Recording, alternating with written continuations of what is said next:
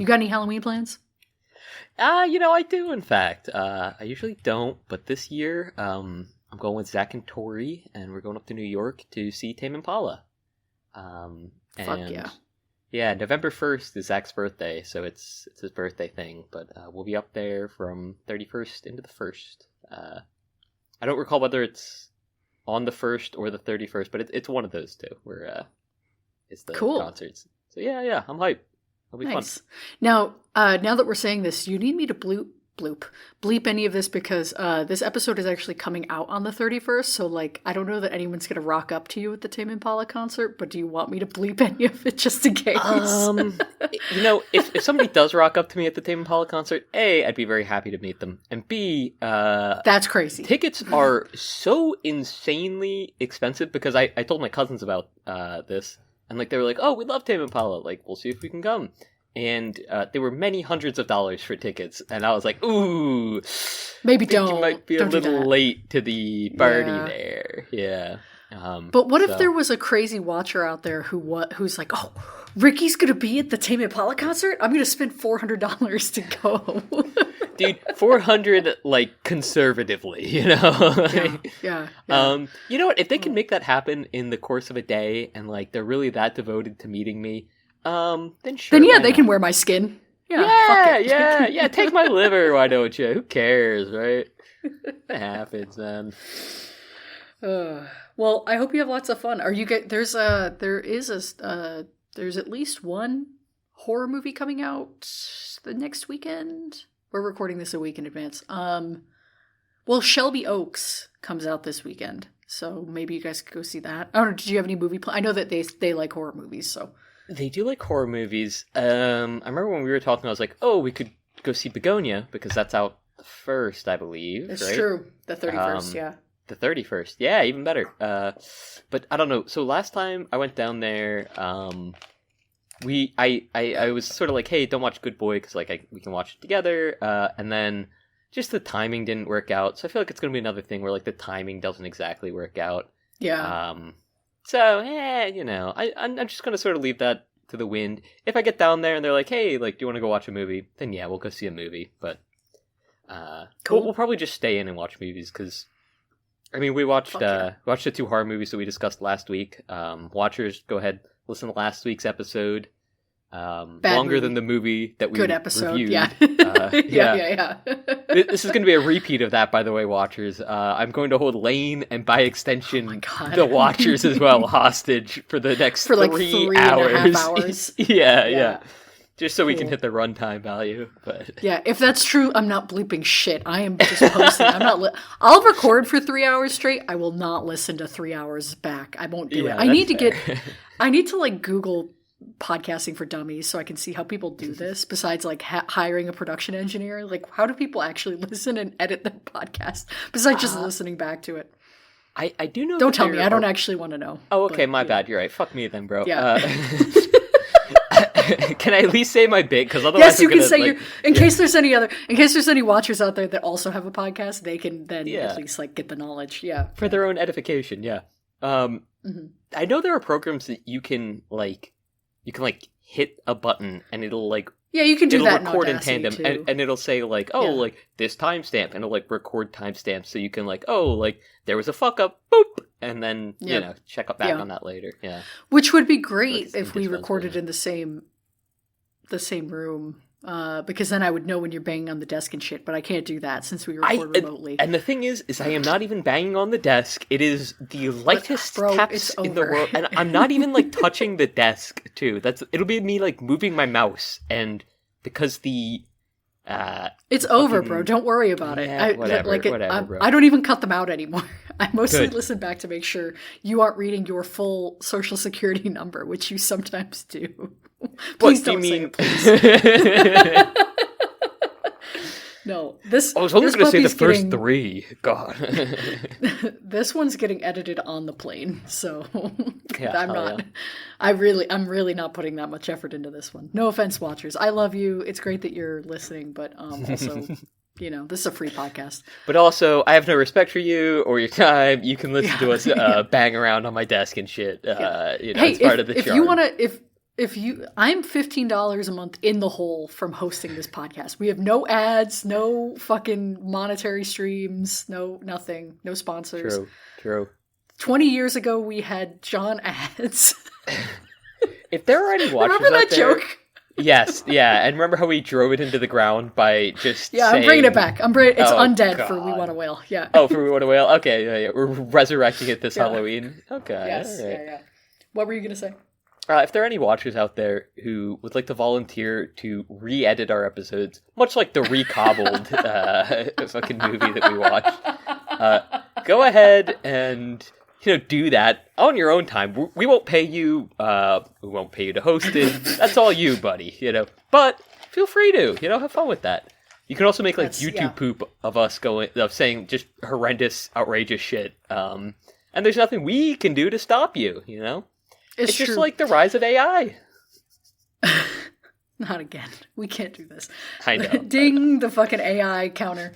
No, I was thinking about YouTube poop the other day when I asked you to send me, I sent you the list of words. And I was like, make fridge magnet poetry out of this. And you sent me a full 2 sentences instead of stupid clips or whatever I was expecting.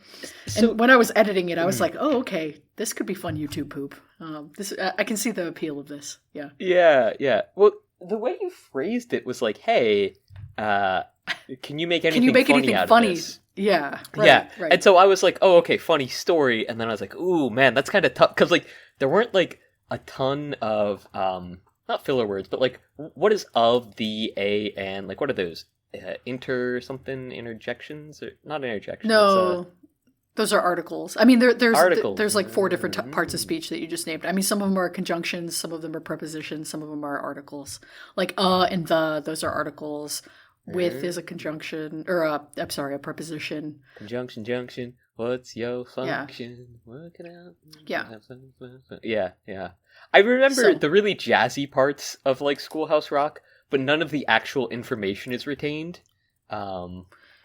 Is there a feature film release of Schoolhouse Rock? Should we yes, do there that? Is. There is. Oh, fuck, we should! That would be so sick! No, we shouldn't. That would be such a stupid That would be so good! Oh man, I'm writing this down for later. Okay, but all right, yes. I'm looking up a YouTube poop that I watched the other day, which I really enjoyed. Which I'm gonna send to you. Someone sent me Corb, watcher, shout out Corb. Shout out Corb. Sent a fucking YouTube poop of Minecraft last night while we were supposed to be playing Monster of the Week. And I was like, I'm not clicking that. And he's like, you have to, it's so funny. I was like, I'm not fucking clicking that. Was it funny? I'm sorry. Did you click it? I didn't click it. Like I said, I'm not clicking it. All right, let's see Schoolhouse Rock. Is Schoolhouse Rock on Letterboxd? I'm just a bill. Yeah, I'm only a bill. And I'm sitting here on Capitol Hill. Well, it's a long, long journey to capital city. It's a long, long wait while I'm sitting on committee, but I know I'll be a law someday. Well, I hope and pray that I will, but today I am still just a bill. First off, I can't believe you know all the fucking words. Second... Those are the only ones I know. I messed up on part of it. It's crazy that we have something to end the podcast with, you're singing. I'm just going to cut that out and put it at the end. Okay, that's fine. Schoolhouse Rock is not on Letterboxd. There's a 50th anniversary thing, but no actual Schoolhouse Rock, so it doesn't apply. If I can't log it toward my numbers, then we can't watch it. It's all metrics to you, bro. It really is. Yeah, anyway. I'll bleep that. Ricky, this is our last We Want a Whale. Wait, what's our podcast? This podcast that we're doing right now? This is We Want to Watch. I'm Ricky. My name is Lane. Yes, and this is a podcast. What is our podcast about?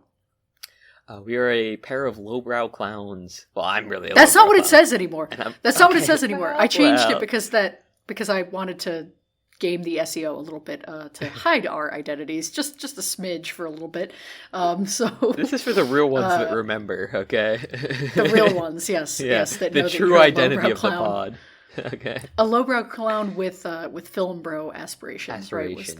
Yeah. I changed it from lowbrow to poptimist, which I thought was fair.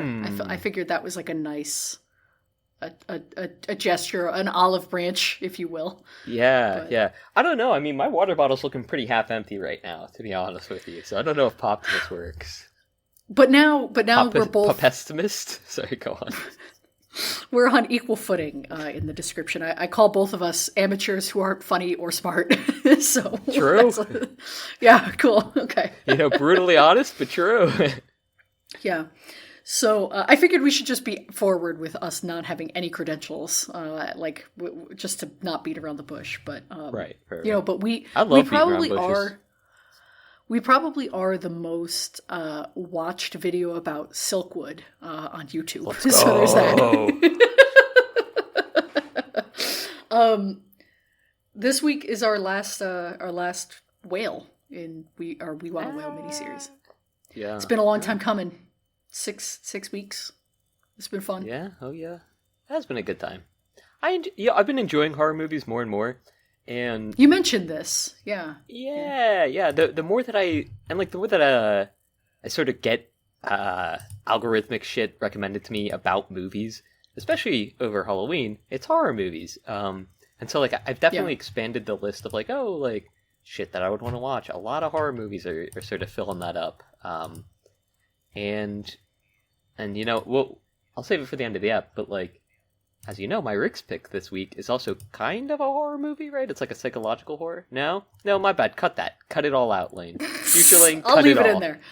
I'll leave it in there. It is funny though that we're like, all right, we're ending our horror miniseries. We're gonna take a week off to watch a Jesse Plemons new release, and then we're gonna go right back to a fucking psychological that's horror. what it is. Yes, yeah. We're recording Spoilers. out of order, or just because we're watching a new release, so it's a little bit easier to record out of order. So for the watchers, be a tight you get to turnaround. Yeah.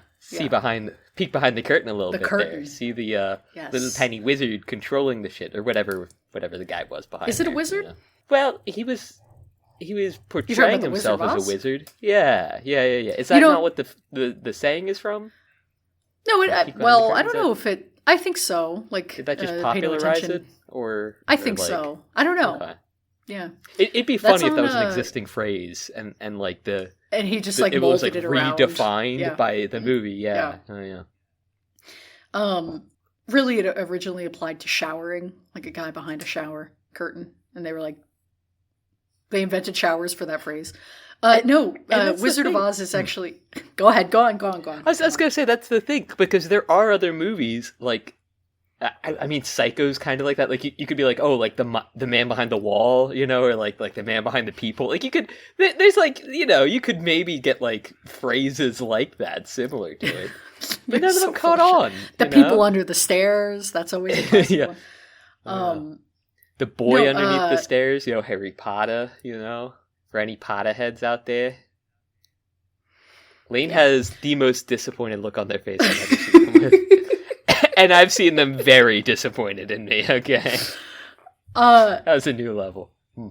Wizard of Oz was a big David Lynch movie. But with his passing for Hooptober, the cinema monster, the letterboxed user and writer and whatnot who creates the Hooptober list, he put Wizard of Oz on the criteria. Oh, shit. So it has to be watched. Yeah. Everyone has to watch it for Hooptober, which is fun. I mean, I've seen that movie, I don't even know, probably a dozen times growing up especially, but I've never thought of it as a horror movie, but it does have scary stuff and weird, surreal. So I'm excited to watch it with that lens. I haven't seen it in probably 5 or 8 years, so. Yeah, hell yeah. That's awesome. But that's not what we're talking about today. Our final whale. One day we're going to do We Want a Whale with the whale. Also, I've been thinking that, especially as you've been slipping the H into whale more and more. Whale. I know, me too, and that's why probably, yeah. It's just sort of been bouncing around up there. I was thinking of doing that for my Rick's pick, and I was like, that'd be fucking crazy. Just because I don't really want to watch the movie, I was like, No. Yeah. We'll put that one on our Patreon. Well, and especially because fucking Brendan Fraser might get a Halo Oscar nomination this year for a movie he made because he's already gotten an Oscar. And no, it's not. No, we don't like it. We don't like. We're not fans. We're anti. Do we not like Brendan Fraser at all? I like him. I don't like his Oscar. He won the Oscar for... Yeah, he's great. He's fun. And then they gave him an Oscar for wearing a fat suit and making anti-fat propaganda in the form of The Whale. Anyway, we don't need to talk about this. We've definitely hashed this slinging slasher before. This week's Lane's Frame is Kwaidan from 1964, directed by Masaki Kobayashi. This was a white whale, not to use the word whale again, but I've had this on my horror watch list and just my general Letterboxd watch list for years, maybe 3 or 4 years. Assigned and it's a Hab long at movie. birth. Are we done? Are we done? Sorry. Shortest I just thought ever. Ahab, and I was trying to think of a funny H, and I was like, I could do And you just said whale Hab. there. Yeah, yeah, but Hab worked. So. Assigned horror at birth. Oh wait, that works much better. See, I'm gonna put that in my Letterboxd profile here in a sec. Once we're done here, I'm gonna write that down. Ahab. And so this was a movie I put off a lot because it is 3 hours long. It is old. It is Japanese, so it's it requires more attention to read a subtitle, unfortunately, than just and it's very well regarded. It's super acclaimed. It has great reviews. Whatever, people talk about this movie, and so I was I've always put it off. And so now I was all right, you know what? I was going to watch it this year. And I figured, let's do this for the pod instead of The Shining or, some of the other ones we bandied about, get something a little bit different in here, compared to the other movies we watched in this miniseries. So, I want to say, I mentioned this to you, or this, but, I'm on vacation right now, so I'm in Minnesota.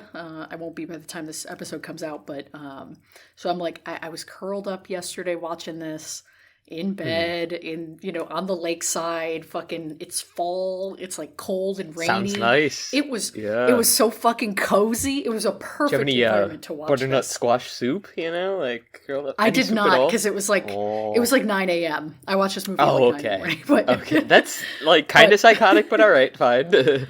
Well, I thought we were recording yesterday, so I had to, Yeah, but then, fair. Yeah. Anyway, but it was still very cozy because it was dark out, because it was all cloudy and rainy. It was perfect. And this ended up, I hadn't really thought about it, but this is actually one of my favorite types of films, which is an anthology movie, and especially a horror anthology. Yeah, Have we watched, I wanted to start with this. Have we watched an anthology movie before? I don't know that we have, but we must have, right? Does anthology just incorporate a series separate of vignettes? Stories? Yeah. Yeah. Okay. Yeah. Just yeah. What was the Plemons Yorgos Lanthimos movie? Oh, sure, that's an anthology. Yeah. Yeah. Yorgos, no, you were very close. Was I? Okay, not bad. Lanthimos. Not a true Lanthimos, Rickyism, not Lanthimos. Yeah. It was an appearance of the Kremlin Gremlin from you by making him Russian instead of fucking Greek. But yeah, so you're right. So yeah, Kinds of Kindness is an anthology. Yeah. But other than that, I think that's it. I'm scrolling through now. I don't want to eat my words, but yeah, I think so. Which is interesting. I could go for some words right now. How did you find this movie? What was your? Well, let's talk about anthologies. Have you seen any other anthology, especially anthology horror before? Not really. I'd say that what's his face did a bunch of short films recently for Netflix that we sort of talked about. Wes Anderson. Yeah. I was going to start miming a dollhouse because I couldn't think of his name. And I sort of watched them all in one go. And I mean, a lot of his stuff, I don't want to say it blends together, but it's so distinctly styled that it's very hard to he could have released that as a movie and it would just seem fine, right? Like all of them together. So, I mean, I would kind of count that, I guess. But outside an anthology series is a real thing. There's plenty, Love, Death, and Robots is one of them. I've seen that. Or Black Mirror. Yeah, it's the classic one. So yeah, like any story that's told, like contained stories within a larger project, I think counts. So sometimes okay, there's then, movies and yeah. I've seen a few of them. I've also seen some like anime, which sort of, I guess, follow that kind of loosely. But yeah, not too many. I feel like it's not a very popular sort of medium, and especially not for movies, right? Like having a movie which is just a set of stories is, I mean, a difficult hook, I think. Although, if I feel like it should be more popular, especially now that people's attention spans are just, burned to shit, right? Sure. Well, and it's funny you say that. I would say the genre where this is the most popular is horror. There are lots of anthology horror movies. VHS is one that actually I would recommend if you and Zach and Tori are all kind of hanging out next weekend and you're looking for a horror movie. VHS or one of the VHS movies would be really good. There's actually, I want to say, like 5 or 6 of them at this point. The first couple are good. I haven't seen any of the others, but they are anthology horror films by different directors. So like different filmmakers and casts will come together and then, each make a 20, whatever, 15 minute short. So yeah, like horror is a genre that I think permits anthology in a way that others, you might not want to see like a dramatic story. You don't have this much, like the stakes are harder to build and that sort of thing in like 20 to 30 minutes. So, but yeah, now, go ahead. Just a real quick question about anthologies. If the stories are loosely related, because I feel like, I forgot the Yorgos Lanthimos? Kinds of Kindness. Kinds of Kindness. Lanthimos. You got to get it right because he is also directing our next movie that we want to watch. So you really got to put it on a post-it note like above your computer monitor. I'll still get it wrong. Yeah, true. But so those were sort of vaguely connected. Like there was kind of like a byline thematically, in theme, if not directly, right? And they also, I don't know if that was based off of short stories, but like they use like the background characters sort of seem like they're tied together. And I don't know. I mean, obviously, I think it is like intentional, but does that disqualify something from being an anthology? No. Okay. No, so totally not. They could be like stories within like the same universe, essentially, but like focused on like different characters. Yeah. Or, like, I think so. Right. Like this movie, I think is an anthology, but there are lots of similar themes explored. So I think if anything, that just, I mean, they don't have to be, right? They can all just be, about whatever. But like obviously, people, like minds coming together, or even the same person coming together to make the same, like multiple entries in an anthology movie, like they're going to have similar themes. Kind of like Black Mirror, right? Has like lots of, just again to come back to like the most obvious, well-known example, like most of those all have the unifying theme of like dangers of technology, right? Or like unknown pitfalls, or like technology amplifying human vice. So and something too, like there are lots of older movies that, so like if you ever watched like, are you ever like familiar with like old horror comics, like EC Comics or like Tales from the Crypt or any of those? So like, I have heard of Tales from the Crypt. Yeah. So like there were these old horror comics that were like really like gross and salacious, like in a good way, like in a violent whatever kind of way. And then I met one of the authors of that at a fan expo in Philly. Did you really? That's really cool. Yeah. Because like he signed it, and it was like a pretty old dude. He's like, oh, like Tales from the Crypt, and I was like, not really. And he's like, all right, kid, well, like take this, and he like signed it. And I mean, a lot of those dudes were super cool because like there were like a bunch of guys there. Yeah. And then one of us gave us because I was there with Zach and Tori. One of them gave us they were like small Pokemon packs that were like specially themed for Halloween, so it just had like the cool ghost Pokemon like Gengar and stuff like that, which was like it was super fun. Nice. That's and really cool. He was like, yeah, I've got like a bunch of these, my kids love them, so I'm handing them out here. I figured you guys would like them too, and I was like, yeah, dude, that's awesome. Nice. It was super super nice. That is cool. But yeah. So I did like flip through one of the books that they were offering, and I was like, it was very salacious, and I was like, whoa, dude, I didn't know you could like sell this on like a con floor. That's crazy. Okay, you know. Which is because like those comics got their start in like the 50s, 40s, 50s, 60s. Right, which so like you would think is just like so far outside of the norm and like outside of what's being accepted. I can see why people would say like, oh, D&D is, you know, demonic or whatever. Like seeing like your kids bring home like these comics, you're like, this is pornography and it's sinful and it's disgusting and horrible, and you're never playing D&D with those devils again, okay? Dungeons and Dragons, more like demons and devils. Sorry, go on. More like seamans and demons. So over time, those stories kind of got recycled or like repurposed, I would say, into and like obviously a lot of those like morality tales have been around for a really long time, but like repurposed into movies. Like there were a lot of anthology horror movies from like the 60s through 80s.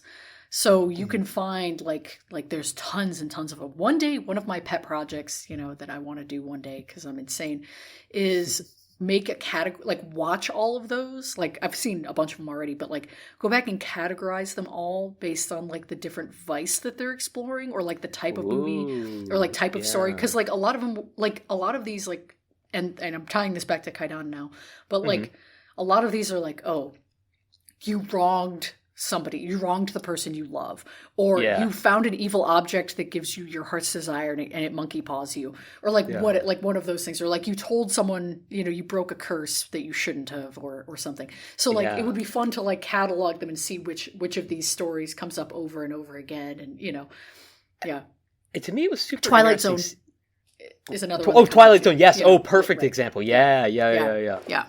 So anyway. For me, Kwaidan was super interesting from that aspect, especially like the form of like ghost stories that sort of persist to today, and like how they change, right? Because the like, oh, you've wronged someone, you know, like vengeful spirits is like huge, right? But then like the one was very much so like the like see no evil, hear no evil, you know, like, speak no evil, like those types of things, which have become, I feel like, maybe less used in storytelling, like the whole like, oh, even just like interacting with it is like inherently evil. That's sort of like become less and less of like a storytelling I don't know, not vice, but like, you know, tool, device, which is super interesting to me, you know. Yeah, I mean, even just to talk about, you know, and I think we should spend some time on each of these stories, but like to talk about Huichi the Earless first.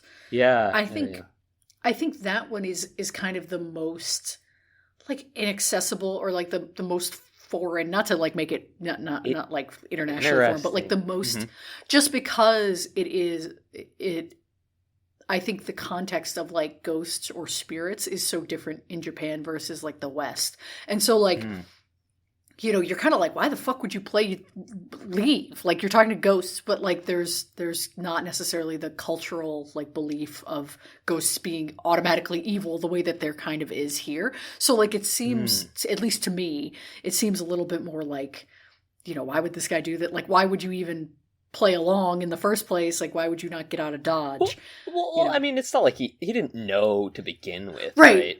Yeah, right. But he's still, it's very much so that like the knocks 3 times. You know, it's like, oh, like the crow calls 3 times, and like you must keep denying it. You know, that sort of thing, right? Right. The one that I found most inaccessible was the last one, In a Cup of Tea. Well, and that one, which so I feel like that one sort of, I thought that they got, I don't want to say worse. I think that this was front loaded with the best ones in the beginning. At least the ones I enjoyed the most. I think they went on, as each one went on, I liked them less. I didn't dislike any of them, but I did find the last one so short and kind of slight that I was like less into it. But I feel like I got it in a way. But go on, I cut you off. Yeah, no, I was just going to say, I feel like that's one that's sort of the, I guess, like, driving force behind it is sort of, is, like, lost, right? Because, Because there's I no don't know. ending? Because, like, like that part of it? Or, like, no Well, ending, no. quote unquote? Well, no, like, the idea that, like, there are spirits who are, like, I'll say, like, evil and doing evil things without really, like, rhyme, reason, motive. Yeah.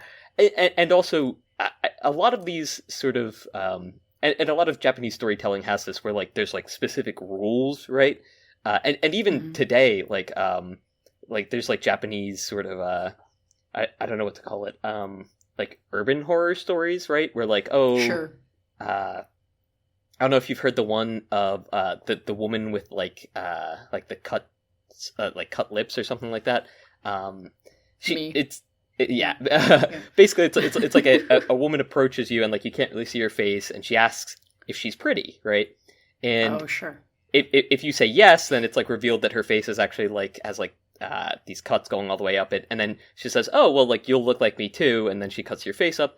If you say no, then she flies into a murderous rage and kills you. So you have to like answer somewhere in the middle and say like, "Oh well, like I think I'm your busy. soul is very pretty," or something like that. No, it has to like just like you have to dodge around the question. Sure. And so it feels like the sort of idea that like, oh, there are rules that these things need to operate by, and I feel like that's true even in something like Skinamarink that we watched recently. And it's funny that you brought up the story with Hoichi. What was Hoichi the Earless first? Yeah. Because that reminded me most of Skinamarink, which may be weird. You're on drugs. It's fucking weird. Explain yourself. the even invoking Skinamarink is pissing me off. My heart is beating harder. The whole interacting with the evil is what gives the evil power. The idea behind is like, because in Skinamarink it says like, oh hey, like go into the basement, like you know, like it starts giving commands, and the more that they follow the commands, the more power it seems to exhibit. Lane is once again very disappointed. I just feel like the point of Skinamarink felt like there were no rules, so I kind of feel like the opposite. Like it was just like you were at the whims of this like evil demonic entity versus like this one they have stronger. Rules. It was like developing over time, you know. Sure, but like it's like I don't know. I guess just like the idea that like, oh, if this thing can't see through the heart, what was it? The like heart prayer sutra that they write on the sutra. Thank you. I couldn't think of the word. Then they can't be defeated. Like the Skinamarink demon could not be defeated. It was just like too powerful, too all-consuming. Right, so it just well, we don't know that they didn't start writing the fucking heart sutra on themselves. You know, maybe that would have saved them. It's true. Skill issue, yeah. Yeah, skill issue for real. That was a knowledge and Rest a skill in peace issue. to those bitches, but I'm different. Yeah, I would just turn the lights on. Actually. Me personally, I just leave. Up. I just get out of there. No doors, no windows. I'm punching a hole in the wall. Yeah. Like I'm an angry 14-year-old, bro. It's done there. For, man. Like I'm out of there. I'm just going to bed. No. Yeah. But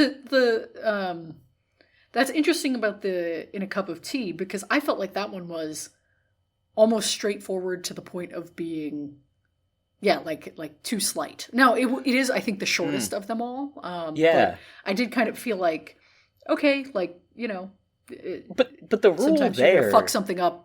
You're gonna break a rule, and then you're gonna have to deal with it, even if you didn't know right. Yeah. And then the whole ending with that was super. The ending. I liked that ending. That was fun. Yeah, that was, and I feel like that had. I don't know. Well, let's talk about that one because it is the shortest, so I think we can probably knock it out of the way most quickly. Yeah. And let's start from the ending of it. So the very fucking end of the movie. Cool. Spoilers. Yeah, cute. Yeah. I liked it. I liked it a lot, and I don't know. I took that as being like the way to like set the curse is that like the curse on others is that like, oh, you have to like submerge whether you yourself. Like die, like you submerge yourself and like maybe you die inside of the pot of water and that like curses the water, yada yada. Something according to those lines is what I was sort of looking at it as. I took it way less literally. I figured it was much more Well, because it has this framing device, which none of the other stories do, where it's the author is writing the story, and he's like, I'm going to retell this story that has no ending. And so the idea, I figured, because then he ends, like the framing device, when we come back to it at the end, the little note that the author leaves is like, there would be no satisfying ending, so I'm leaving it to your imagination, right? That's where he leaves the note. And so I figured that, I kind of assumed that the submerging in the water is more of like a, I don't want to say metaphor, but like a allegory, whatever, for getting lost in your work, like as an artist. That was kind of what I figured this was, like a little bit cheeky, kind of like, ending, because it is a little silly and over the top. The ending is, so. Thinking about it now, it could also, this might be crazy, but it could also kind of be like a point at Christian symbolism and like the being born again, like first born of blood, then born of water, right? Which, I don't know, maybe I am sort of like reaching there, but I don't know, the whole jug of water thing is and also very funny, just the way he like pops out of it. He's creepy looking. I think he's creepy. Yeah, because he doesn't pop out. He's like just kind of sitting there, like he's like trapped. So didn't he get out at the end? I thought he like rose out of it at the end. Oh, maybe I'm. No, he's just like, I think he's just like kind of pawing at the like, surface. But it is like a creepy image because he doesn't like scream. He doesn't make a face. He's just kind of floating there, which is like fun. So there are a lot of stories about kappas. Like a kappa is like a classic yokai or like ghost in like Japanese storytelling. So it could be something also pointing towards that. But yeah, definitely like I wish I understood more of the like cultural traditions around that and like stories in order to understand that one better. Yeah. I do, just with that story itself, the kind of longer piece of it, I did really like the cool, there's a lot of like cool tricks, like cinematography tricks in this. And like in this one specifically, when he like hits the ghosts, and they disappear on screen, like in the film, like they disappear, is a cool trick because it's so sudden and so like crisp. It's a really and it's cool so different from like the rest of them too, and like the way the ghosts sort of interact with people in the rest of them. Yeah. Right. Yeah. Also, that one is shot really, really well, like really beautifully. There's like a lot of the way that they sort of use like the candlelight and stuff is really great there, and it really makes like the colors sort of pop. Like you can tell that like okay, like. They're like pretty high ranking, they have a lot of like very colorful garb, very good weapons. And it adds to that sort of, I guess, off-putting aura. When he's like running around and he's like yelling, he's like, guards, like get out here, like I'm being attacked. And there's just no one in the halls. And he's just like, trying to find someone to be able to like respond to him, essentially going mad. Yeah, it's super, super interesting. I mean, it could also be that just like the story itself and like the recounting of it drives someone to insanity, and that's what drove the author insane. And I feel like there's a lot of ways you could sort of take that one. I liked it a lot, but I also felt like it was sort of again, like I said, like it's the idea was maybe a bit more disconnected from like modern or contemporary like horror storytelling today, Sure. Oh, really? You think so? Actually, I thought you were going in a different direction. I kind of disagree. I feel like this one has more of a. I mean, like this is the smile. This is the smile. Like it's like almost like I'm driven mad by ghosts that no one else can see is kind of like. I feel like that's a very classic. True. Only there's no smile demon in this one. What if there was? What if this movie ended with the smile demon?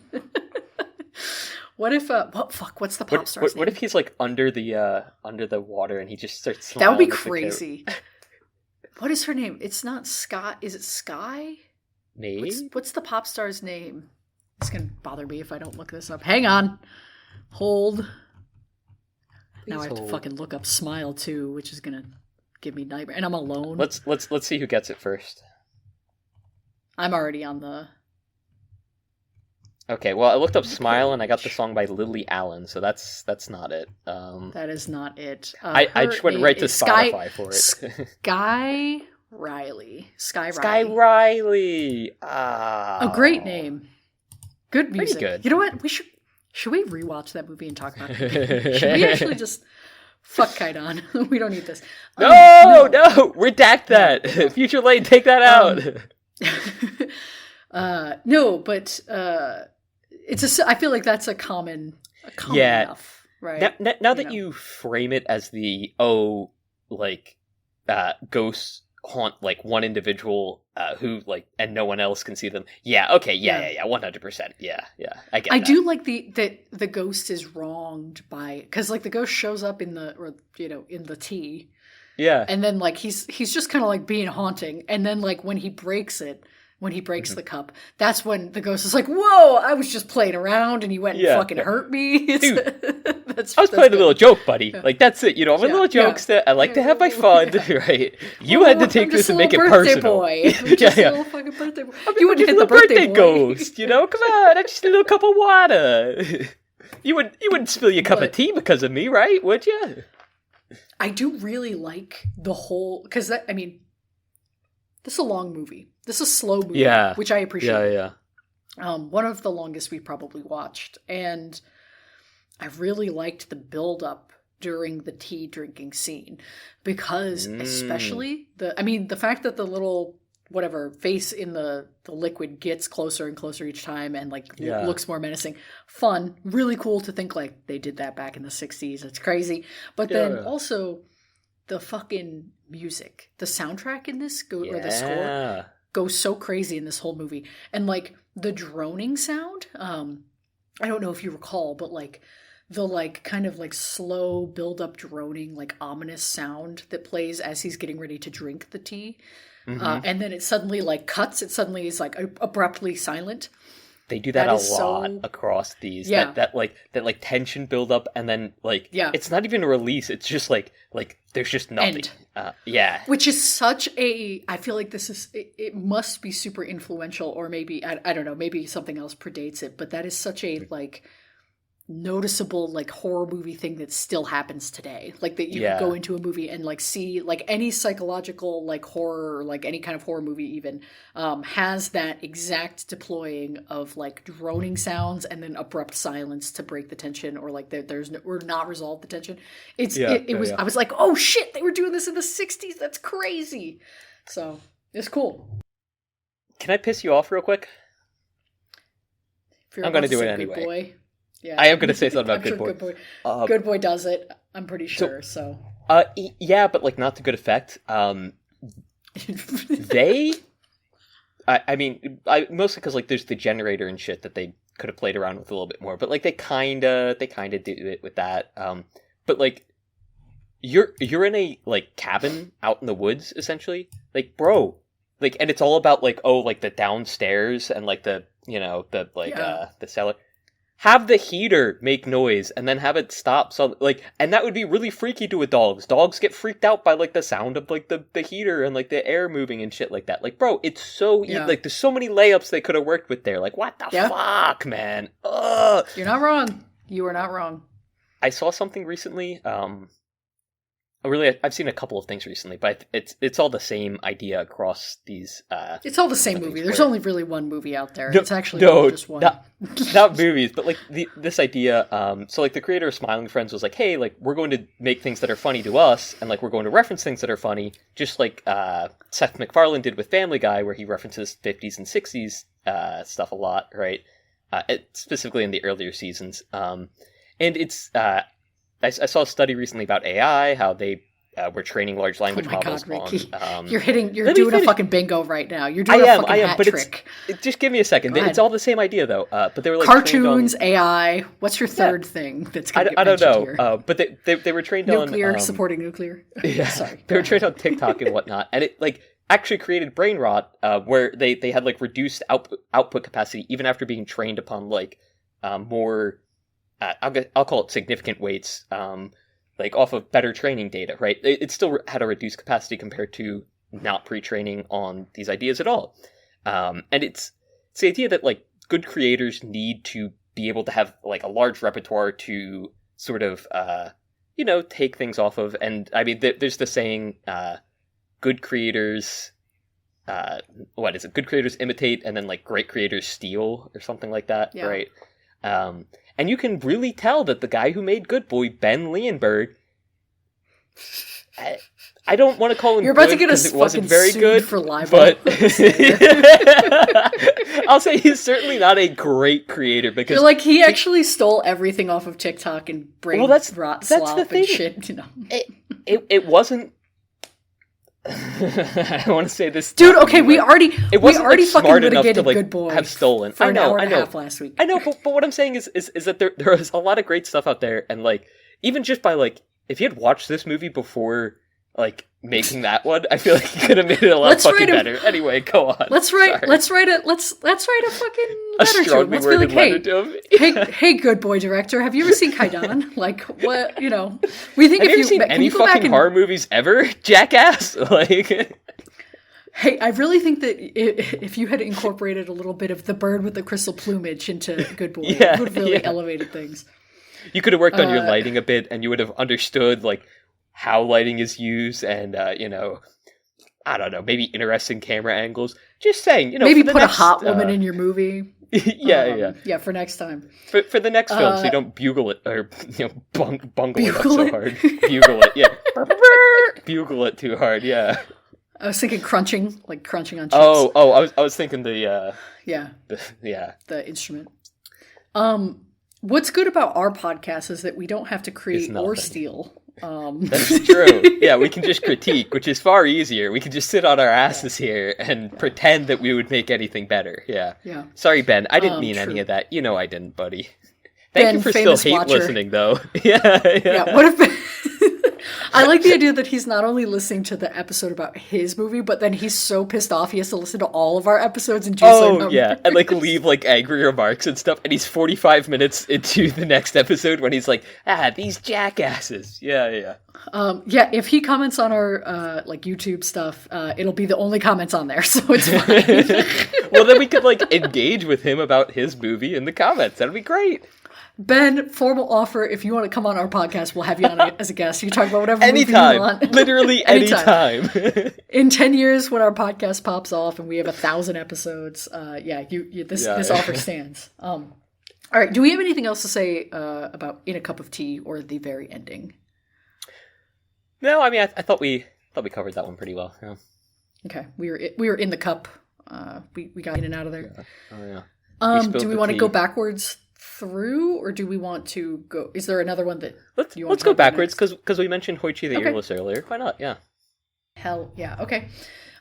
This one was like, I had a really hard time with the start of this one because I felt like the intro, like the war kind of story, the retelling. I was really struggling with that. I was like, I love like this biwa. Can't be. Really? I love yes. I like it too. That particular I like the sound, storytelling technique, and especially the way that they it's so close to like throat singing almost, but like developed obviously in a very different time and place. Sure. I assume there are similar roots just because of like how much of I don't want to say all of Eastern culture was sort of shared, but like I mean there was like a significant portion of like in like 1200s or so there was like a significant I don't know what you would call it, but like influx of mainland Chinese into Japan, and a large influx of their culture, right? And so like the biwa and the like just the singing around it, it's so great. I love that shit. I liked it like formally, like I liked the incorporation of like using a poetic song to tell part of this story, but I did feel like, I don't know, maybe I need to rewatch it, but like with context of the entire story, like the entire like piece of this anthology.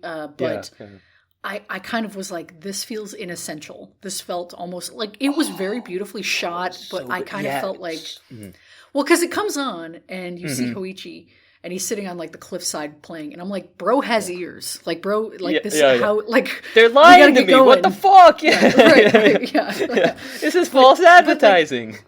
So then I was like, okay, like because then it became clear, like, okay, we're listening to this retelling, but this is not the main story. These are not our main characters. So I kind of was like waiting for it to get good. Like, it just felt like it took the pace down in a really bad way. Up to this point, I was really vibing with the pace of this movie. Again, I've mentioned many times that this is really long. I was really worried it was going to get really slow and boring. And it didn't until then, but it wasn't boring. It's just like, I kind of felt like I was waiting for the story to start, you know? Yeah. So, this was the longest vignette, right? This one was like... Yeah, it had to have been like an hour almost. Yeah. I feel like it was over an hour.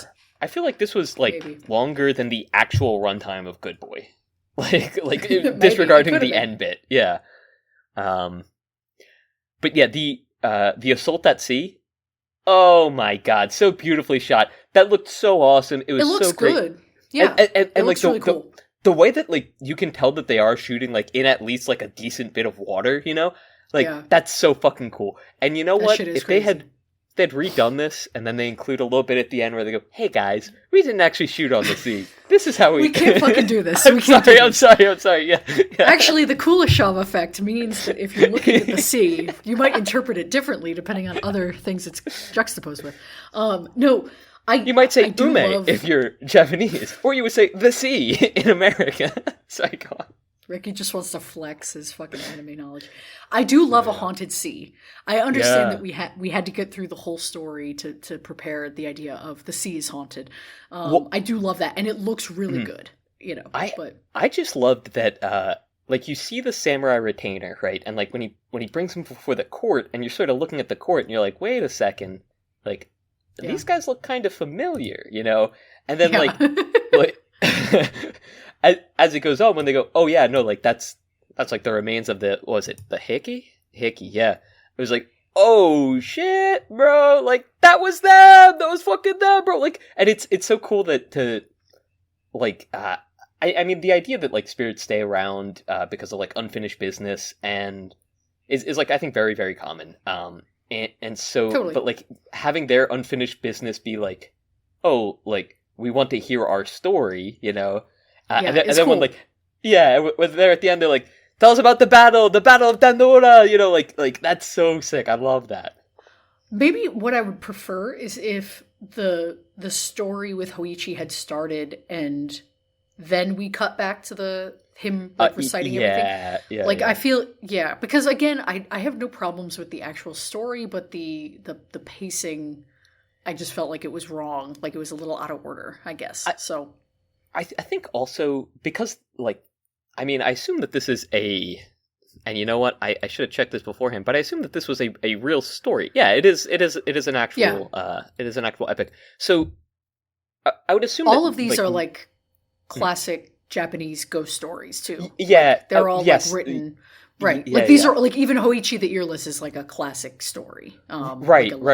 Yeah. I just didn't know if the story that they referenced within it, was well. I assumed that the fight was real, but I don't know. So I didn't know if that like the tale itself was like a real tale that they would say that they would have. And so back during this time, like Rakugo would be super big, and like. I assume that also, like these sorts of stories, because this isn't like technically Rakugo, but it's very similar. Would also be like really, really popular just for like going out to a bar and hearing people sing it, right? So like seeing the story played out in front of your eyes, you'd be like, oh, okay, so they're doing a riff off of the Tales of Heike, right? And you'd be like, oh, okay. Sure. I feel like that's like a bit of cultural knowledge, which, I mean, obviously, from over 100 years ago and a different culture, like we would not share in that, but I feel like that might be to a different audience, like more immediately recognizable and like, oh, okay, like like they're doing a riff off of like this battle, like this story. This movie is not 100 years old, to be clear. This movie's like 60 years old. But you're saying tale, that like 100 years ago to talk about it. Yeah, right. Okay. Yes. Well, the book itself, I believe, is from 100 years ago, is it not? Yeah, but the tales are probably fucking a millennia, older than that. Yeah. Right. Well, I mean, but maybe the Tale of Heike in particular was what, ago. 700? Yeah, I think 1300s. So don't want to. I was just no. making sure we weren't going through. What was Heat? Was it Heat that you were like, that movie's from the 70s? I just want to make sure we weren't doing one of those. No. This movie. No, I'm not saying that the movie is from the 1900s, but the book that it's adapted off of is. I got you. And so I feel like that would just be something which like is a lot more immediately recognizable. And I mean, totally. Even looking at the 60s, I feel like that was about when. I mean, Rakugo was still huge. I don't think just because the advent of radio becoming a lot larger, especially in Japan.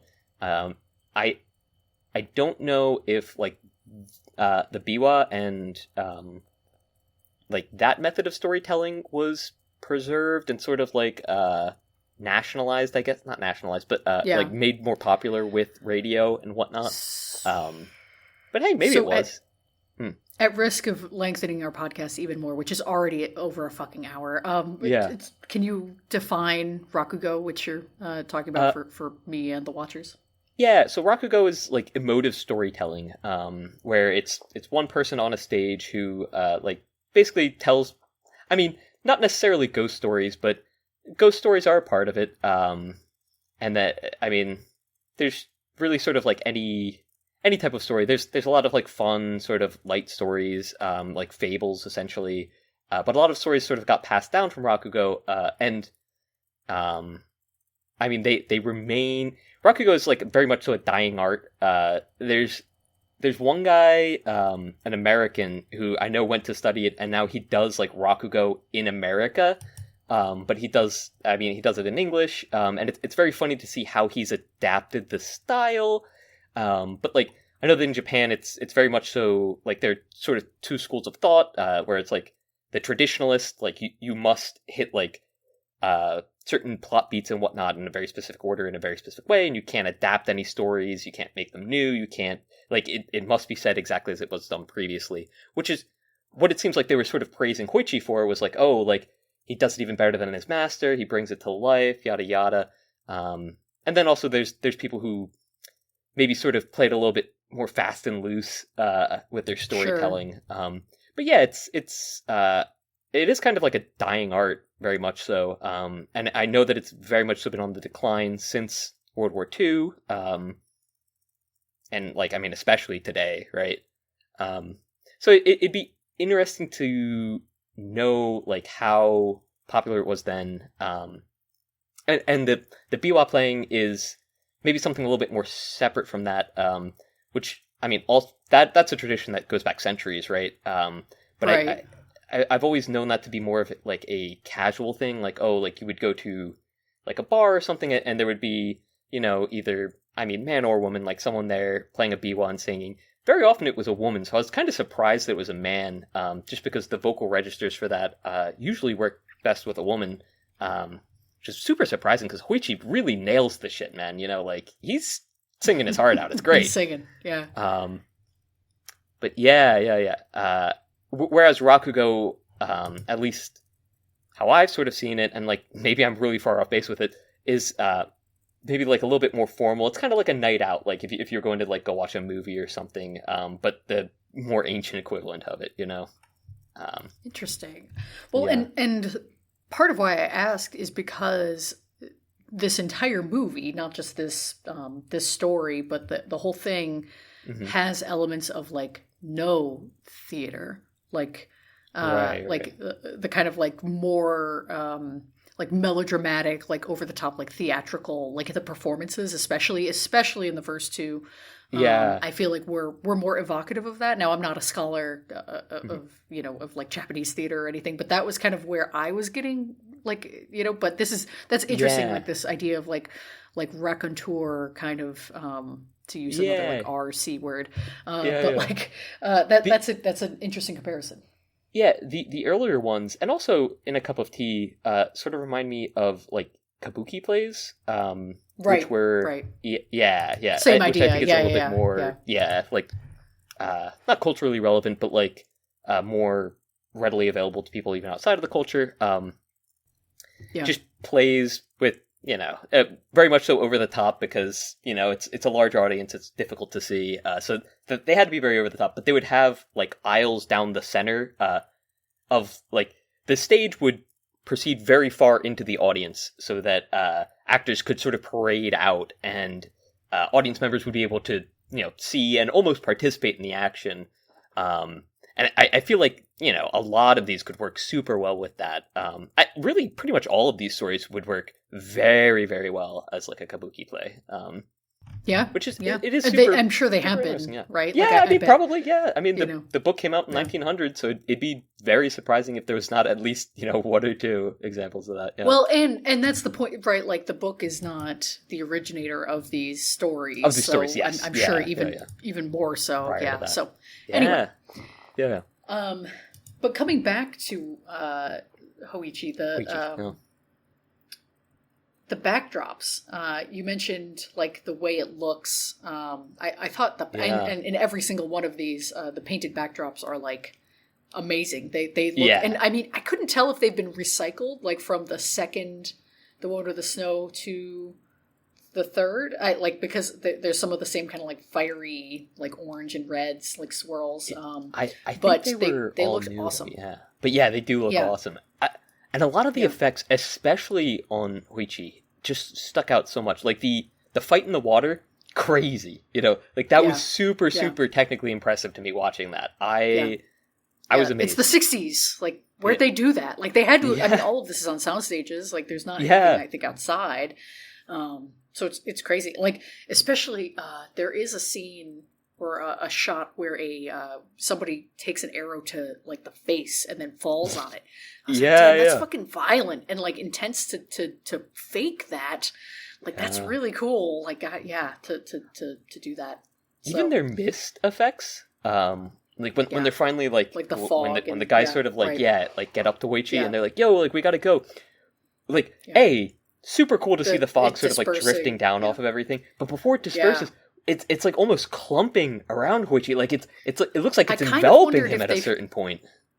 I wondered if they shot that in reverse. I kind of wondered like if they like somehow to get it to look that kind of like weird way, but maybe I don't know. I don't know because in the foreground, right, like we see the smoke coming like on the rocks, and that's always slowing down. Like that would be like such a distinct, like you'd be able to see it. I don't know how they did it. Yeah, fucking cool though. Really, really nice job. It was awesome. Yeah. And it really adds to that like ghostly effect, and it's just so funny because like some of the effects, like the will o' the wisps, right? Like it's like really obviously that like, oh, okay, like this is like the end of a torch, and like the person is like edited out, right? Still impressive that they could do that so effectively, right? And especially for the time. But like that's something that you can kind of like recognize and say, okay, like I get how they did that. And then the other bits, it's like, it's like, what the fuck? Like, how did they work this shit, man? Yeah. And there was no like guy coming on screen afterwards. Sorry, I'm done. Stop. Enough. Yojimbo. Did you notice that like half of these? I want to say at least there were two distinct characters.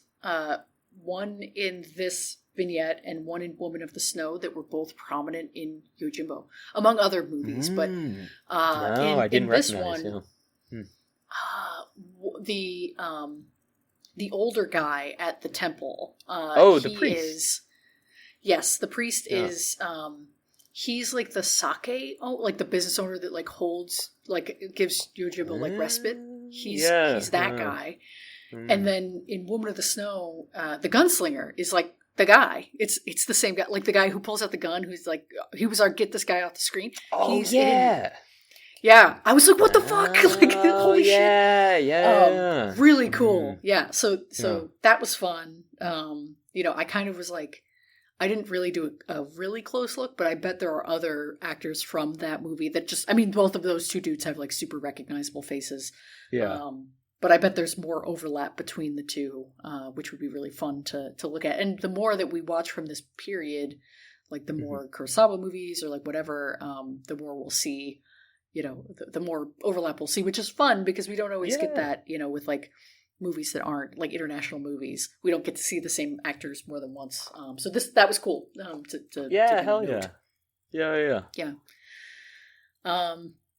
The court fucks. The court looks awesome. Yeah, I love the way it changes. I like it. It looks amazing. It's so cool. I would go. Like I'm cool. yeah. I'm into it. Yeah, I'll go to the graveyard.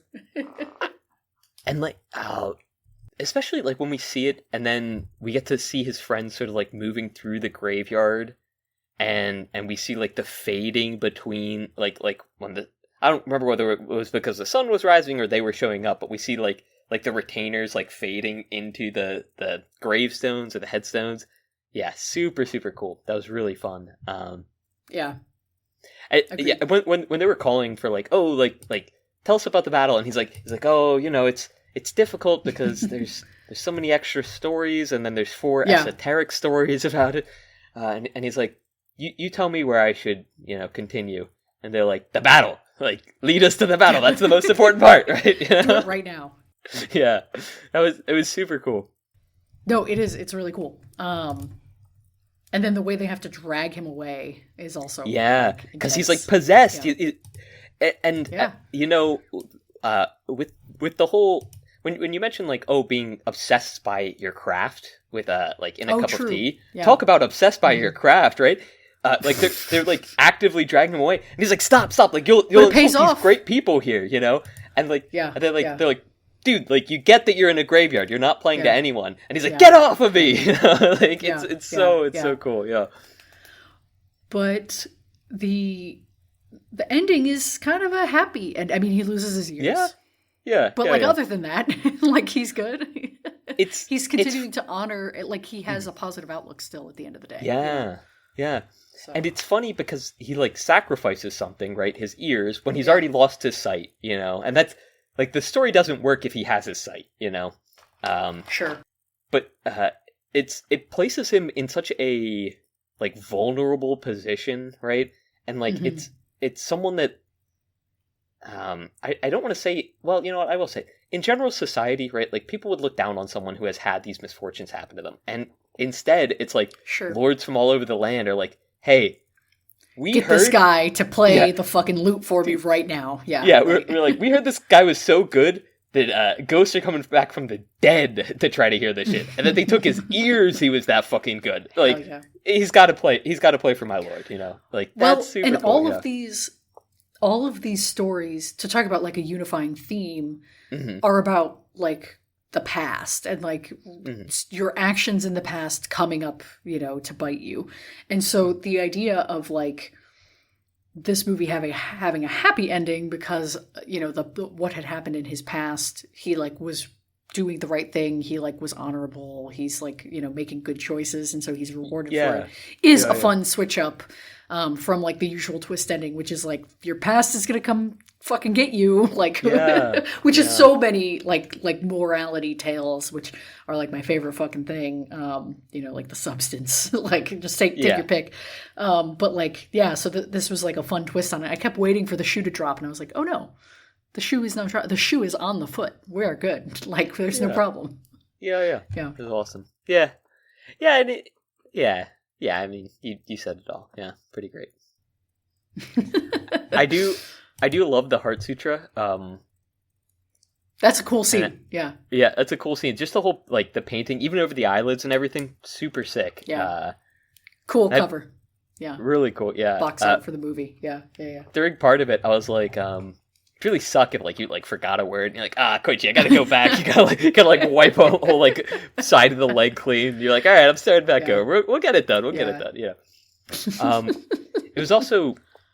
It's funny that they put the heart right on the hand, like each hand, like directly.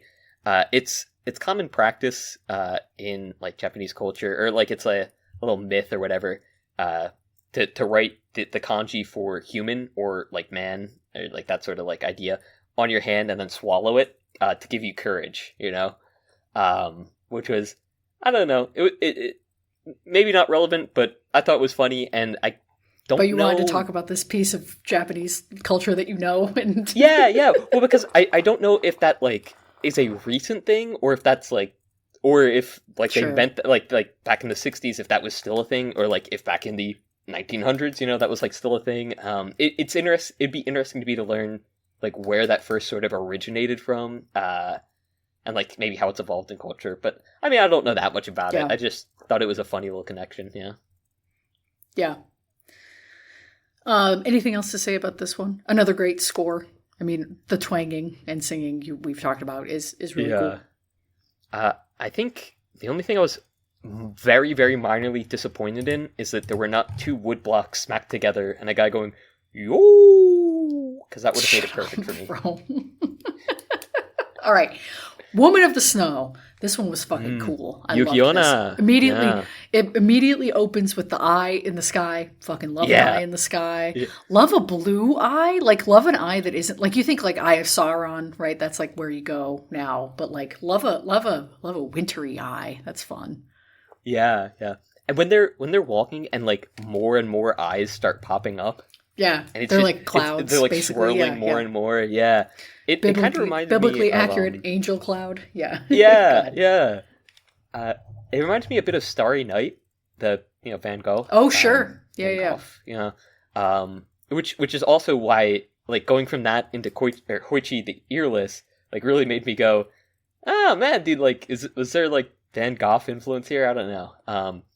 But yeah, I don't know. It's super fucking cool. And then like when the sun rises and it's like you mentioned with Hoichi, just like the like violent reds, orange, yellows. It's so fucking cool. Yeah, it's beautiful. Yeah.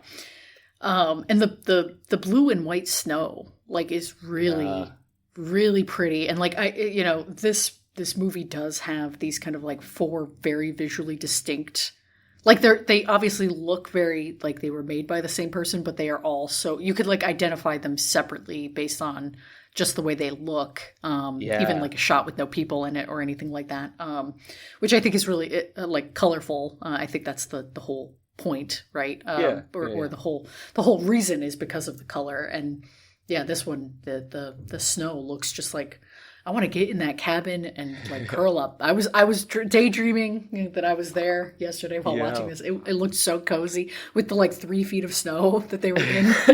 Yeah. Now, I just want to say, me personally, if I narrowly escape death from like, I don't know, like a babbling brook, right? And then later on in my life, I meet the love of my life, and her name is Brooke.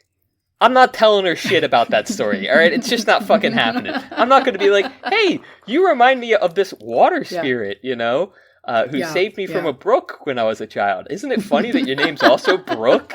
It's just not fucking happening, bro. Also, I wasn't supposed to tell you, by the way. Don't. Yeah. It is.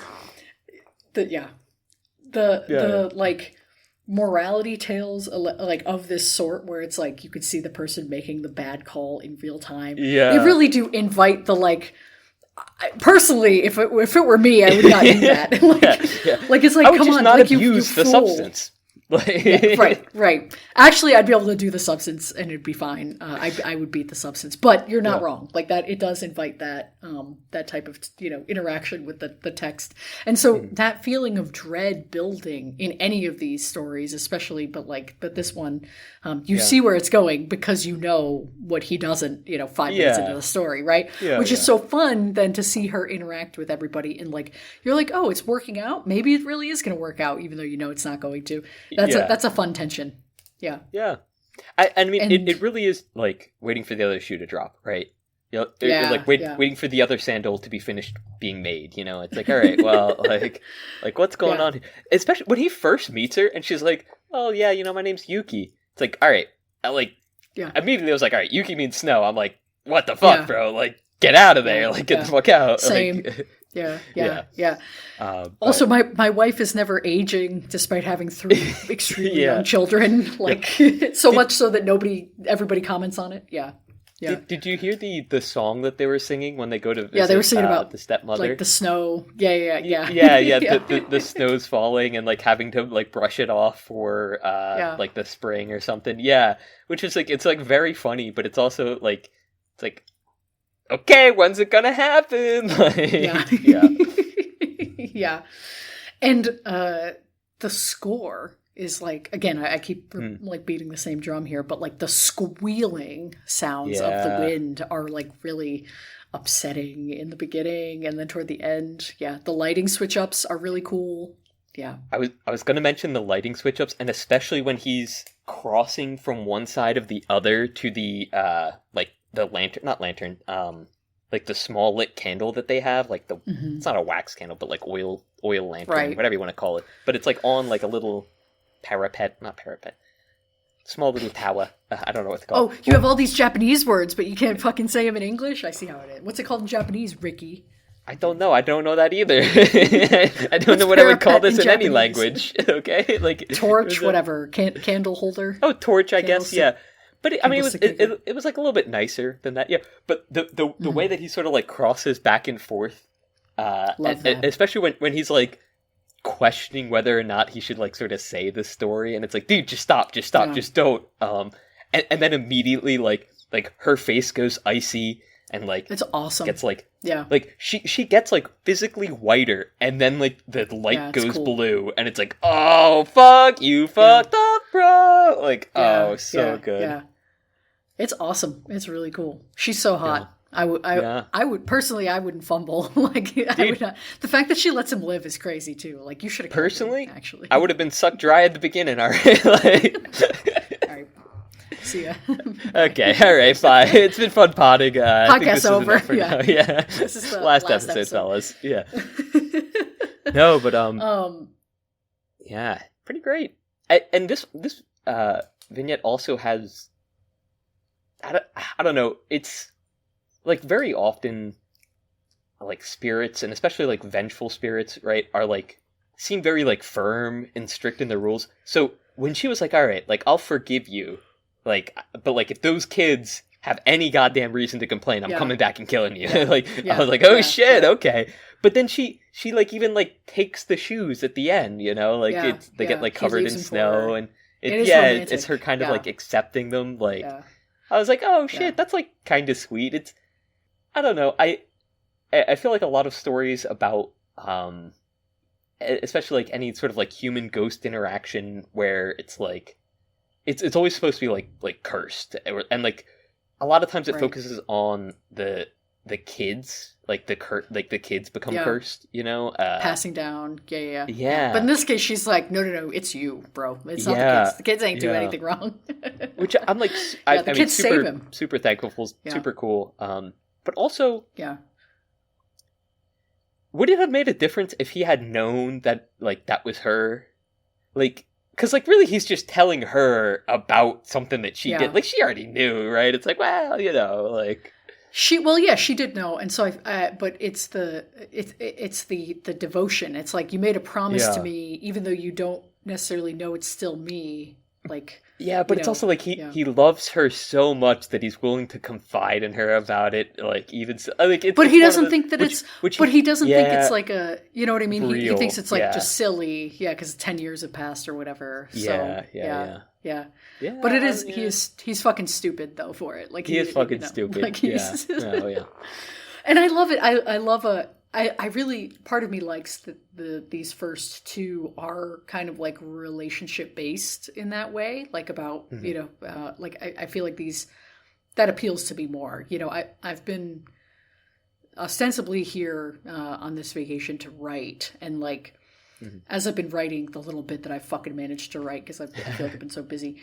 I'm realizing like I really love punishing my characters. Like obviously I write like horror stuff, like I write dark things, and so I'm like, oh, this would be like really fun to like, you know, and so like I feel like I like seeing that in fiction as well, even though like sometimes cynical or like mean or like punishing things can be very, you know, they're not a great worldview necessarily. But like but sometimes it is fun to indulge in like I think The Substance, a movie that we are not talking about this week, but like that I kept thinking about with this movie, is just like sometimes it's fun to indulge in that, like, you know, it speaks to something very human, like the act of judging, and like kind of recognizing pitfalls and flaws in others and seeing them get their comeuppance. Like I think The Substance is in that vein of like, morality tale in such a satisfying way that speaks to like a very specific thing, I think, in women specifically. But so, yeah, these two first stories, like seeing these morality kind of plays and like betrayal or whatever you want to call it, like play out. It's satisfying. Yeah, I really dug them, especially the first one. I know we're still talking about Woman of the Snow, but the first one, like, I fucking loved it. It was my favorite. But yeah, anything else to say, I guess, about Woman of the Snow? Have you ever heard the song by the artist formerly known as Twigs, "A Thousand Eyes"? Nope, don't even know who Twigs is. I thought you were gonna say, is it Informer, the song by Snow? Isn't Snow the artist? There is an artist named Snow. Yeah. Yeah, that's what I thought you were gonna say. Okay, Twigs, Thousand Eyes. For a while, whenever I listen to that song, like I very vividly imagine, like someone like because it's like someone like leaving, and like the refrain is like, if you walk out the door, it wakes 1,000 eyes, right? And the imagery that always invoked for me was, you know, those like, I think it's birch trees that kind of look like they have eyes on them. Yeah. It's just like that, like imagining someone like walking out into like a sort of like snow covered like vista, like wooded with those area. trees. Yeah, like wooded area with like a bunch of birch trees that like the eyes start like blinking and like actually become like human eyes. And like I feel like that would be like a really, you know, fun sort of like animation project to work on, because it's very easy to like turn a drawing that looks like an eye into like a real eye in, you know, a little bit, which I don't know, was really funny to me. And so I think that put it on your production company list, add it to your list of potential scripts. Your blacklist. with the recobbled. But seeing the background here, they really kind of nailed that exact feeling. For me, at least, especially with like with the blues, the trees are the creepy eyes looking there, and the trees themselves are already creepy looking. And it's literally it's like just like one like permutation removed from like exactly what I was thinking of, you know, which is super cool. That's cool. Well, and they kind of repeat some of the imagery, not only like when it's snowing, but then also the immediately after when it's like summer again and he's back in the forest chopping down trees and it's like bright red. And then once they're like engaged or married, it's like these yellow wheat fields. Like there's just lots of that, like lots and lots of trees watching. And obviously she's, you know, a spirit that's from the natural world. So it's a lot, you know, she's always watching. That's a cool parallel. Yeah. Well, this artist Twigs, will they copyright strike us if I put the song at the end? I know I'm supposed to end with Schoolhouse Rock, but you know, if I put it over that, maybe, I don't know. I'm kidding. I don't care if they DMCA us, they do it.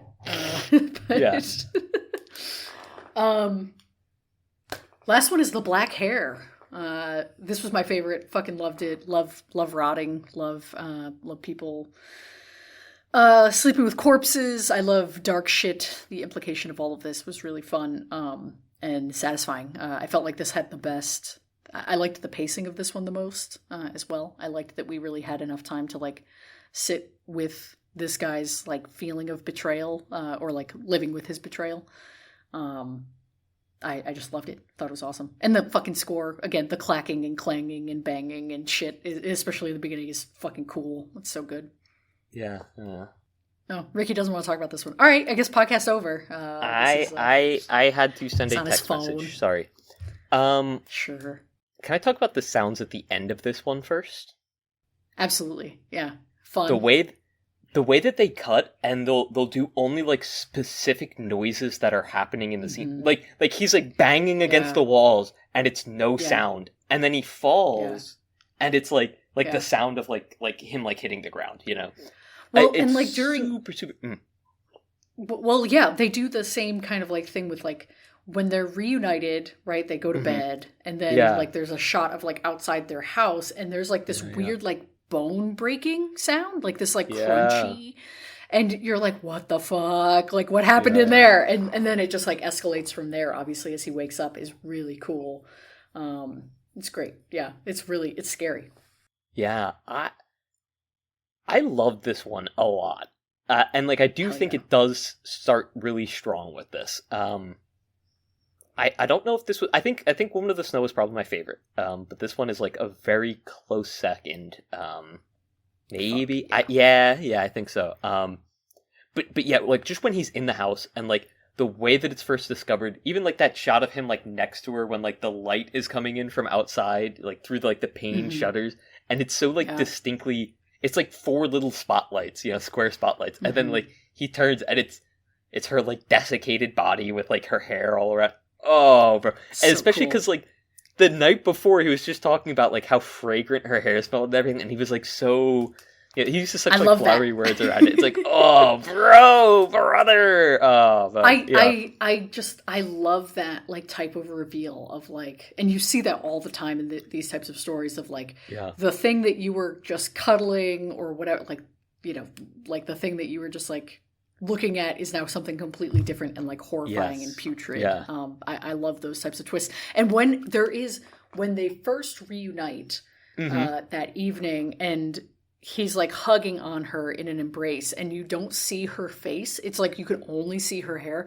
I was like, oh, I know exactly where we're going and it's only a matter of time. I thought it was going to happen a lot sooner, but it takes the whole night for that reveal. But it's a cool shot. Yeah.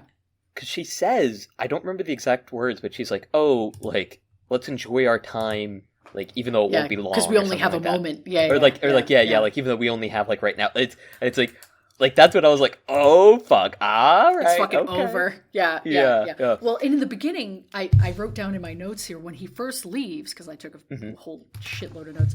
When he first leaves, he's like the whole, like a house looks like it's rotting, right? It's like all kind of like this black, like dewy. And he's like, I don't want to rot away in this place. And I was like, ooh, spooky to say that about a place, spooky to say that in a horror movie, and then like for her to be and when he gets back, it's like extra dilapidated. Like it's like everything is just in complete not at disrepair. First though. No. When he's first like walking up and he's like making his way through the town, like it's like destroyed. Yes, but then then when he gets inside, house, it's like all clean and normal. It's all perfect and pristine. Yeah, as soon as he in his mind, because like it's revealed in the morning that it's not. But like when he crosses the threshold, that being like the trigger for like him like seeing the house. Well, because the whole time too, he's had like 2 or 3 flashbacks of him being like daydreaming about reuniting with his wife. Like he's like, damn, I hate my fucking current wife. I shouldn't have ever done this. And she's like angelic, and like there's these like really like nice like shots of her like at the loom or whatever. Looking up at him and like not saying anything. It's very, so you're primed for it in a nice way. And then they're reuniting. I was like, oh, she needs to run. And then once I realized what was going on, I was like, oh, he needs to run. Like, it's fun. Yeah. The way that they used the red kimono as well, and like they mentions crazy. it in Yuki Onna. She's like, oh, like should you really be using red ribbon for like my like the thong of my sandal? And he's like, no, it's because you're still youthful. Like of course you should still be wearing red. I think the color suits you. Like. That's what made me realize why it was red in the first one. I mean, not only is it very striking, but like I don't recall whether it's when he like first leaves, but it gets knocked over. It's like, oh, okay, so like that's like the leaving of her youth, right? And like that's also what sort of like chases him, because it's that I mean it turns into her hair, right?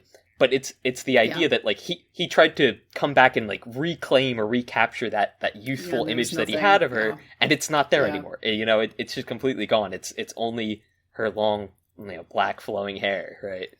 Which is cool, super cool. Yeah.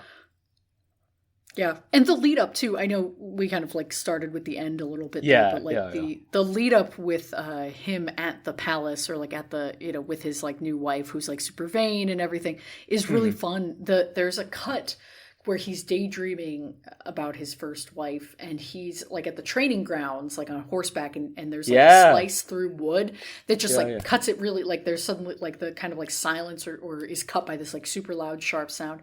It's really cool. It's really, really striking. Like, it's awesome. Yeah, it was really awesome. I love the horse scenes, like the horseback scenes. Super cool. How do they make horses do that? Fucking crazy. Like, how, nuts. The way that they, like, shot those is gorgeous, but also when you're riding alongside him, there's, like, long periods where it's, like, a minute-long shot where, like, you're riding with him and, like, you're like, really focused on his face, and it's, like, okay, like, are they riding alongside him? Like, do they have a long-ass track that this... Like how... No, they're probably... that, I think he's on a fake... Like a fake horse. Like is usually I think how they do that. Because if you see that nowadays, especially where it's like a dummy or like a mannequin, and they'll like shake or like they'll have it on a device. Remember when we looked at the one from Psycho, like the car scenes where it's like a car is usually on the track or on a machine. Those are like really obvious. So this one like was I don't want to say seamless, but virtually seamless. You could it didn't have that like parallax difference between the background and foreground, which you get a lot with the cars and whatnot, right? Yeah. It's cool. It looks great. It looks really good. And it is funny how like he leaves, the juxtaposition of like, okay, he leaves this like dilapidated, like gray, beige, like environs to go to this like lush palace and everything. And then of course coming back because he wasn't satisfied there. This guy would never be satisfied. He'd always, the grass would always be greener. But yeah, it's too late. The hair would always be blacker. True. Also, lots of not so much in the other vignettes that I saw, but so many canted angles, like crazy, like diagonal, like shots, especially at the end. Really fun. Love those. Just eat them. Nom, nom, nom, nom, eat them up. They're so fun. When it's like chasing him out of the house, and it's just it's like full like 45 degrees and like getting like more and more, and he's like against the wall for part of it, and then he's trying to fling his way down the hall. So good. So when he falls through it, cool. Oh, it's so good. Yeah.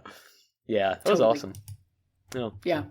It's so cool. Love that there's like 2 or 3 different versions of the corpse. Like I love that too. I love that it's like, wait, it's a half rotten corpse. No, it's a skeleton. No, it's all hair. Like it's cool. And the way that it sort of follows him, and it also like changes as it's following him, and the way that he changes, because like he gets older. Yeah, like, he gets like more he gets like way older as it goes on too. Yeah.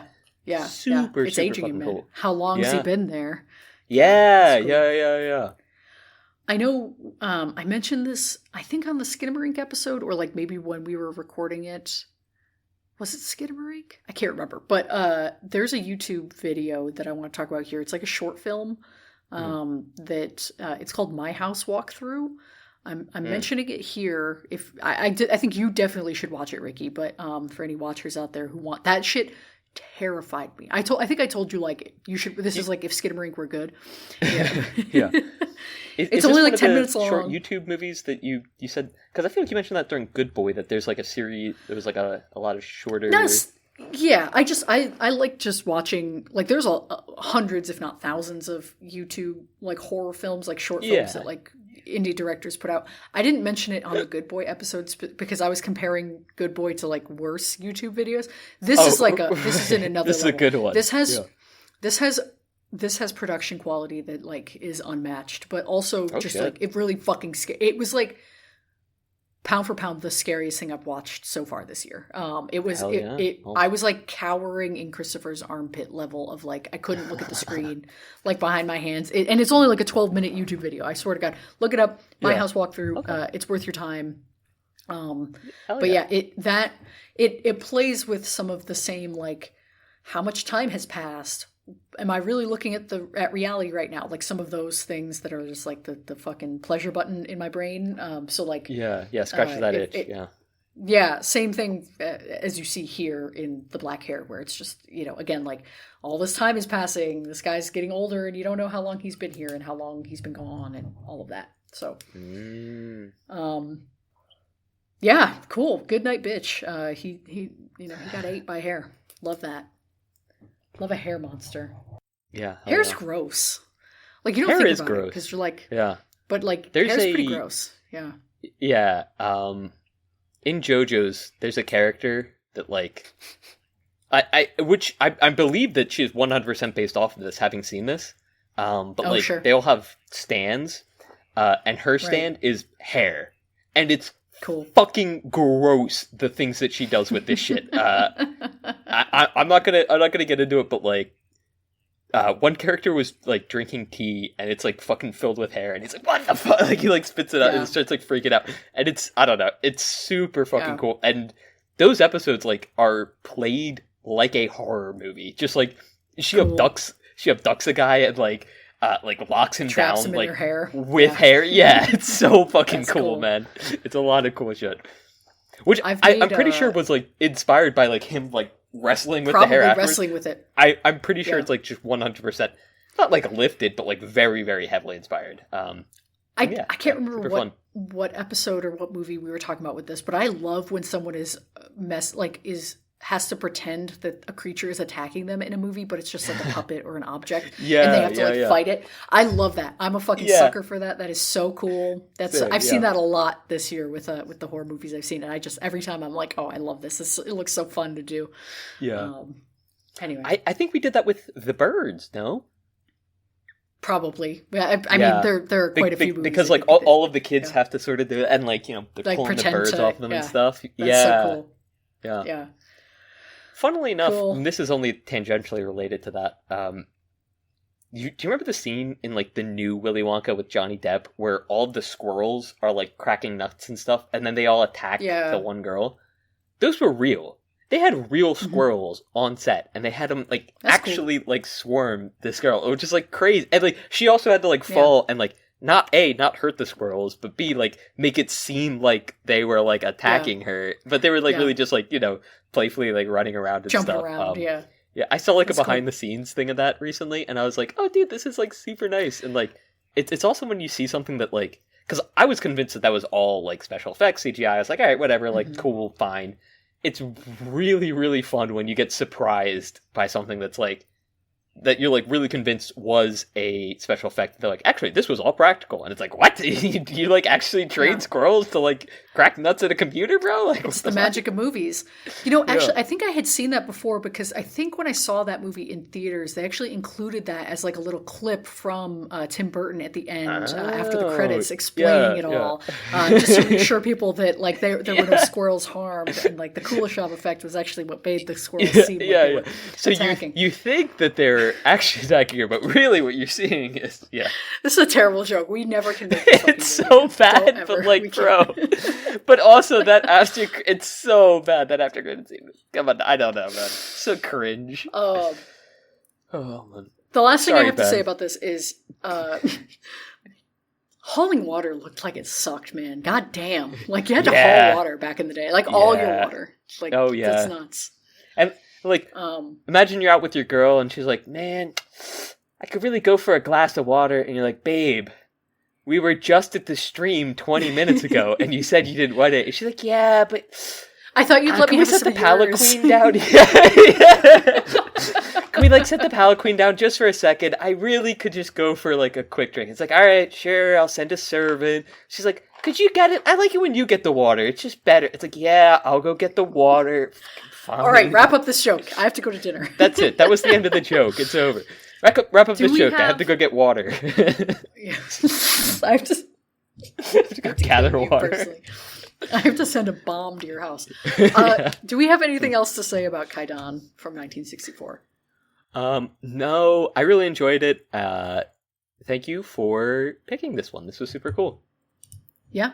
One last thing I'll say is that this director, who we didn't really talk about, Kobayashi, I've seen one other movie of his. It is kind of a postmodern sort of, not postmodern, that's not the right phrase, but like it is a deconstruction of like samurai legend or lore. It's called Harakiri. From 1962. I think it's probably his most famous movie other than this one. But I watched that, kind of went in thinking like, all right, cool, samurai movie, sure. It's fucking awesome. It's a really cool movie. So definitely like recommend that for anybody who's a fan of this. There's a lot of the same, I think some of the same like kind of cool twists of tone and like tense moments and things in that movie that are really really cool. So recommend that if you liked this movie. That is actually one that I've seen clips from. One of my friends has shown me clips from that movie, nice. And I really, really enjoyed it. So I will also give my stamp of approval. Yeah. I sure. thought that was a Kurosawa movie, I'll be honest with you. Yeah. I think that's common. I think, right? It's like there's one guy back then, but yeah. But cool. Okay. Well, we've already spoiled it for next week. Next week we're watching Begonia from 2025, directed by Yorgos Lanthimos. Just seems like a good movie. Seems like one we should go see. No particular reason. Just like we're trying to keep lots of new releases in the schedule here. Definitely no other compelling reason. That's definitely the only reason. Yep. No other reason that I can think of personally. Right. Yeah, I mean, like, I wasn't really sure why we picked this one, actually. It's been on the schedule for, like, at least 8 months. But, weird, definitely no Best Actor race to contend with this one. Right, yeah, we'll yeah.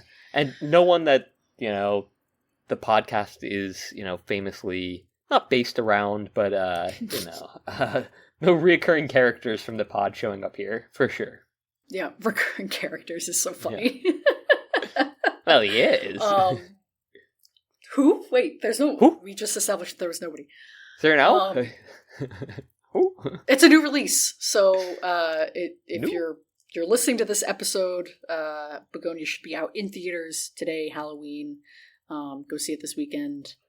It might have been out earlier if you're in select markets. I sound like a PR rep. You might have gone and seen the bald Begonia in LA. I did see that. I was like, should I go? I was like, I would do. I just cut my hair. I was like, maybe I should go and do this. Apparently, they started handing out bald caps. So lame. For those people that didn't really want to commit, you still could have shown up. That's really gotta suck to be the last guy that goes in shaved bald, and then they go, guys, actually we have bald caps. You didn't actually have to do this. Yeah, it's like, son of a... Son of a Begonia. Yeah, true. We'll see. We'll see how this movie is. But next week. Cool. Happy Halloween. Happy Halloween, everyone. Spooky. I forget what song we were gonna. We named like 4 different songs. I'm just a bill. Yeah, I'm only a bill. I like that you're singing the spooky version. Capital. Ooh. I can't do a spooky version. I'll pull up the YouTube clip of the song, and then I'll put reverb and shit in it, so it sounds like it's coming from a hallway or something. Nice. Okay, yeah.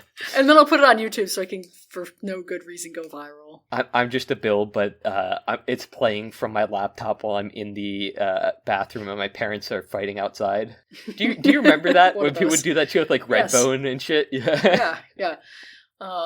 I'm just a bill, but it's playing from inside the demolished bathroom at the White House or whatever. yeah.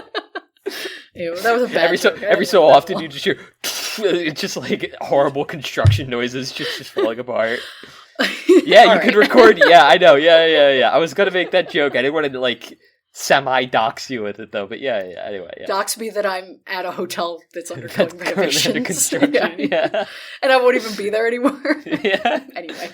I've done it in the past. I've named the exact hotel and room. I'm staying in room 322 of the South Shore on Lake Bemidji. If anybody wants to come sniff the chair that I was sitting in at my desk. Okay, all right. We're calling it. I wish I could feel the knowledge that you did what you did. But your sister is dead. She's gone forever.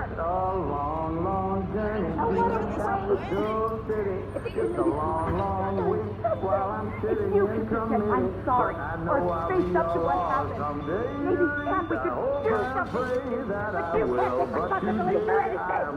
So now I can't accept, and I can't forgive, because nobody admits anything they've done.